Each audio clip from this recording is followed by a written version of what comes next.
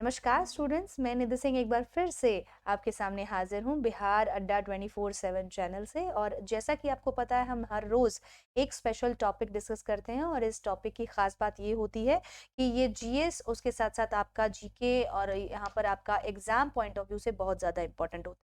तो स्टूडेंट्स, आप अगर आंसर राइटिंग कर रहे हैं या अगर आप कुछ भी नहीं कर रहे हैं तो भी आप नॉर्मली ये सब मुद्दों को आप सुन सकते हैं और एंजॉय कर सकते हैं। ये जो आज हम जो स्टूडेंट जो बात कर रहे हैं, ये मुद्दा थोड़ा सा चिंताजनक है बिहार वासियों के लिए और साथ के साथ पूरे देश के लिए ही, क्योंकि बिहार को अभी अभी घोषित किया गया है मल्टी डायमेंशनल पॉवर्टी इंडेक्स में, यानी कि बहुआयामी गरीबी इंडेक्स में 50% से ज्यादा जनसंख्या बिहार स्टेट की गरीबी रेखा से नीचे है। तो ये कौन क्या होता है बहुआयामी गरीबी और ये क्यों हुआ है सिर्फ बिहार में ही, इसके रीजन क्या है, कौन इसको जारी करता है, कब हुआ है, इसके क्या क्या पॉइंट्स होंगे, ये सब चीजें जानने के लिए आप मेरे साथ बने रहिए इस वीडियो के आखिर तक। ठीक है स्टूडेंट्स, तो जैसा कि आप टॉपिक का नाम देख पा रहे हैं, बिहार स्टेट की 50% से अधिक आबादी गरीब।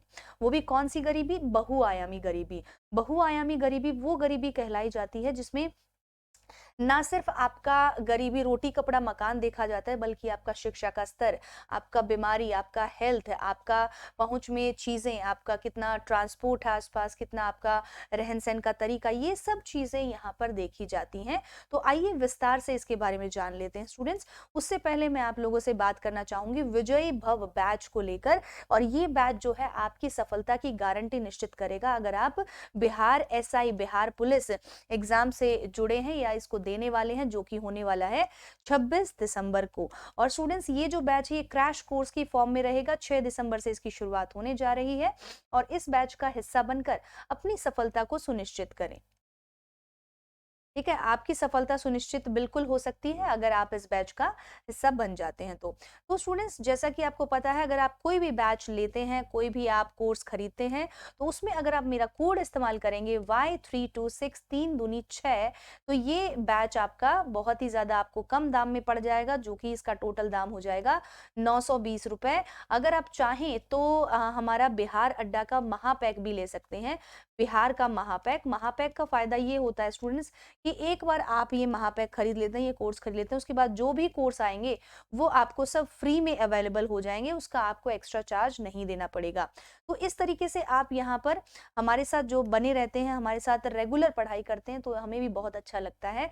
और खासकर जो स्पेशल टॉपिक्स होते हैं ना स्टूडेंट्स, ये बहुत काम की चीज है। आप इसको बस 10 मिनट अपना दे दें, ज्यादा जरूरत भी नहीं है, ज्यादा लंबे में नहीं बनाती हूँ, ताकि आपको यहाँ पर आसानी हो और इजी से याद हो सके। तो चलिए आगे बात करते हैं मल्टी डायमेंशनल पॉवर्टी इंडेक्स की, यानी कि एमपीआई, बहुआयामी गरीबी इंडेक्स। बहुआयामी गरीबी। ठीक है, तो ये क्या होता है बहुआयामी गरीबी? हुआ क्या है दोस्तों कि अभी अभी लगभग 50% से ज्यादा बिहार की जनसंख्या उसको मल्टी डायमेंशनली पुअर, यानी कि बहुआयामी गरीबी सूचकांक के अनुसार बहुआयामी गरीबी में इसको 50% से ज्यादा घोषित किया गया है कि यहाँ की जनसंख्या लगभग 51% के आसपास बहुआयामी गरीबी में शामिल है। तो बहुत बहुत बड़ी विषय का बहस का मुद्दा है और चिंता का विषय है हम सबके लिए। चलिए इसके बारे में खंगालते हैं, जानते हैं कि क्या होता है ये बहुआयामी इंडेक्स। होता क्या है कि सरकारी थिंक टैंक जो नीति आयोग है, जिसकी स्थापना आपको पता है कि सन 2015 में हुई थी प्रधानमंत्री नरेंद्र मोदी द्वारा। जैसे ही एनडीए की सरकार आई है, उन्होंने जो 1 जनवरी 2015 को यहाँ पर नीति आयोग, जो पहले आपका प्लानिंग कमीशन के नाम से जाना जाता था, अब नीति आयोग थिंक टैंक इसको बना दिया गया है। ठीक है, तो इसने यहाँ पर ये बहुआयामी गरीबी सूचकांक यहाँ पर जारी किया है स्टूडेंट्स। तो इसमें क्या होता है कि इसमें नेशनल एमपीआई देखा जाता है, यानी कि मल्टी डायमेंशनल पॉवर्टी इंडेक्स, बहुआयामी गरीबी, ये इसमें देखा जाता है 2030 का। तो इसने यहाँ पर बताया है कि 1.2 जो आपका सस्टेनेबल डेवलपमेंट गोल होते हैं, सतत धारणीय विकास है, उन विकास का जो टारगेट नंबर 1.2 है। और ये टारगेट आपको क्या कहता है? ये टारगेट कहता है, स्पेशल मेंशन देखिए, ये टारगेट आपको कहता है कि सभी आयामों में गरीबी में जीवन यापन करने वाले सभी उम्र के पुरुषों, महिलाओं और बच्चों के अनुपात को कम से कम आधा करना है। ये लक्ष्य हर देश को हासिल करना है सन 2030 तक। तो इस लक्ष्य को हासिल करने में हमारे देश में क्या अभी ये स्टेटस रहा है इसका, उसको जानना इस इंडेक्स का मेन काम होता है। और इसी के लिए ये इंडेक्स जारी भी किया जाता है कि हम जो एसडीजी 1.2 है, उसमें हमने कितनी प्रोग्रेस दर्ज की है। तो हुआ क्या है स्टूडेंट्स, जैसा कि आपको पता है पिछले दिनों हम कोरोना महामारी से जूझ रहे हैं और इवन अभी भी हमारा ओमिक्रॉन नाम से एक और नई मुसीबत सामने आ गई है, आप सबको पता है नया वेरिएंट आ चुका है कोरोना महामारी का। तो इसको देखते हुए यहाँ पर हमारा जो देश की आर्थिक हालत है, मैंने कल भी अर्थव्यवस्था पर आपको एक क्लास लेकर बताया था कि किस तरह से हमारा हालत अभी नाजुक है और ये सिचुएशन और ज्यादा खराब हो गई है आपका गरीबी को देखते हुए, क्योंकि भारत पहले भी एक गरीब देश में आता था जिसमें जिसको हम डेवलपिंग विकासशील देश हम कहते हैं। और इस देश ये विकासशील होने की वजह से हमारे पास गरीबी का पहले से ही बहुत भंडार था। तो अब ये भंडार और ज्यादा बढ़ गया है एक कोरोना महामारी की वजह से। और इसमें जो 1.2 का टारगेट है, ये कहीं ना कहीं हम इसमें पीछे रह गए हैं इसको हासिल करने में। अब देखा जाए तो जो नेशनल एमपीआई है यानी कि मल्टी डायमेंशनल पॉवर्टी इंडेक्स है, ये जो रिपोर्ट है ये 2015-16 का नेशनल फैमिली हेल्थ सर्वे, ये भी मैं आपको डिस्कस करके बता चुकी हूँ, 2-4 दिन पहले मैंने क्लास लिया है। राष्ट्रीय परिवार स्वास्थ्य सर्वेक्षण जो 4 है, जो 2015 और 16 में हुआ था, मैंने आपको बताया कि अब तक टोटल 5 जो आपके राष्ट्रीय परिवार स्वास्थ्य सर्वेक्षण हो चुके हैं। सबसे पहला 1992-93, उसके बाद आपका 97-98, फिर 2005 के आसपास, और फिर 10 साल का गैप लेकर 2015-16 में हुआ था, और अब जाके 2019 से 21 वाला भी रिलीज हो चुका है। आप जरूर जाइए वो वीडियो देखिएगा, ठीक है। तो यहाँ पर स्टूडेंट्स एक बात देखने योग्य है कि आप जो एमपीआई हम जो निर्धारित करते हैं ना, वो बेस लाइन उसकी क्या रखी गई है कि हमने जो 2015-16 में जो डेटा लिया था ना, उस डेटा को देखते हुए यहाँ पर ये हमने यूज किया है उसको, ठीक है। अब हम देखते हैं आगे कि इसमें ऑक्सफोर्ड पॉवर्टी और ह्यूमन डेवलपमेंट इनिशिएटिव जो है, ये इसका यूनाइटेड नेशन डेवलपमेंट का, इन्होंने रिगरस मेथड्स इसके बनाए हुए हैं एमपीआई को निर्धारित करने के और एमपीआई को जानने के। कहने का मतलब है कि संयुक्त राष्ट्र विकास कार्यक्रम यूएनडीपी ने इसके लिए कठोर तरीके तैयार किए हुए हैं, किसके, एमपीआई को निर्धारित करने के लिए। एसडीजी का मतलब मैंने आपको बता ही दिया, सस्टेनेबल डेवलपमेंट गोल यानी कि सतत धारणीय विकास। आप सबको पता है ये सब क्या है। जो 17 गोल है, हमें बेसिकली उनको प्राप्त करना है, अचीव करना है हर देश को अपनी जो है स्थिति बेहतर करने के लिए। ये पूरी दुनिया पे लगभग यूएन के सब देशों पर, मेंबर देशों पर लागू होता है। अब देखिए कुछ इस नए सर्वेक्षण के बारे में, नए डेटा के बारे में जान लेते हैं। अब जो लेटेस्ट डेटा है वो हमको क्या कहता है कि आप देखिए बिहार, हमारा जो बिहार स्टेट है, जो उत्तरी जो प्रदेश है बिहार, ये आज दिन में मैंने इसमें काफी डिटेल में बात भी किया था 3 बजे वाली क्लास में। आपको पता होना चाहिए स्टूडेंट्स, अगर आप नए हैं तो मैं बता दूं, रोज सुबह 7 बजे और दोपहर 3 बजे मेरी क्लास होती है यूट्यूब पर लाइव, और शाम को 7 बजे भी ये जो आप क्लास देख रहे हैं ये होती है। शाम को 7, साढ़े 7 बजे के आसपास ये लग जाती है, ठीक है। तो जरूर मेरी ये क्लासेस देखिए अपने ज्ञान को बढ़ाने के लिए, साथ के साथ अपने एग्जाम्स में अपनी यहाँ पर तरक्की और अपना जो है सीट निर्धारित करने के लिए मेरी क्लासेस जरूर देखिए।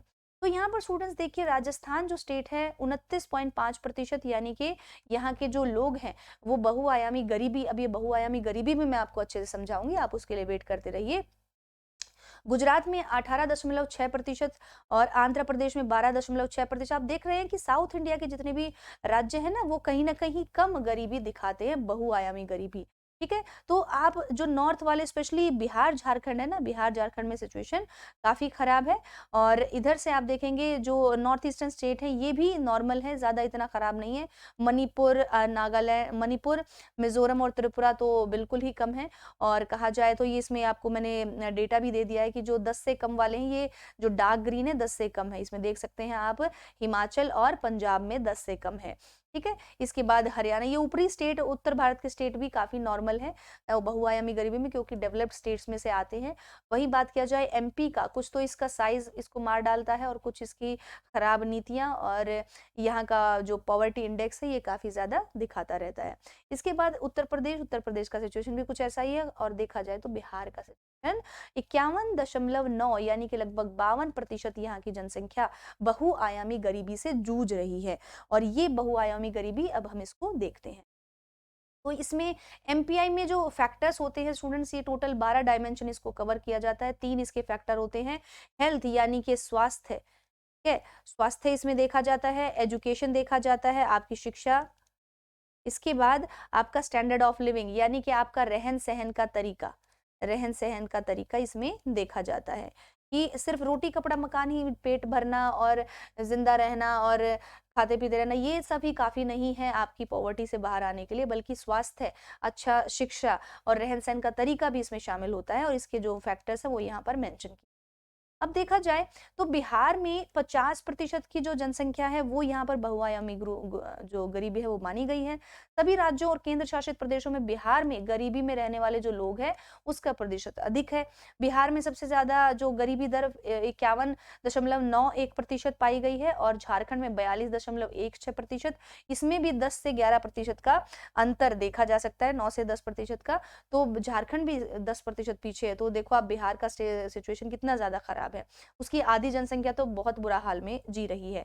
उत्तर प्रदेश में 37.79, मध्य प्रदेश में 36.65 और मेघालय में 32.67 का सिचुएशन पाया गया है। मेघालय में भी आप देख सकते हैं, आसाम और मेघालय में भी जो पिंक है, पिंक का मतलब यहाँ पे खराब सिचुएशन, ठीक है। अगली बात यहाँ पर देखी जाए तो मल्टी डायमेंशनल पॉवर्टी यानी कि बहुआयामी गरीबी होती क्या है, एक बार इसको जान लेते हैं। बहुआयामी गरीबी मैंने तो मोटा मोटी तो आपको बता ही दिया है, 3 चीजें होती हैं। शिक्षा, आपका हेल्थ, आपका लाइफस्टाइल, किस तरीके से आप रहते हैं।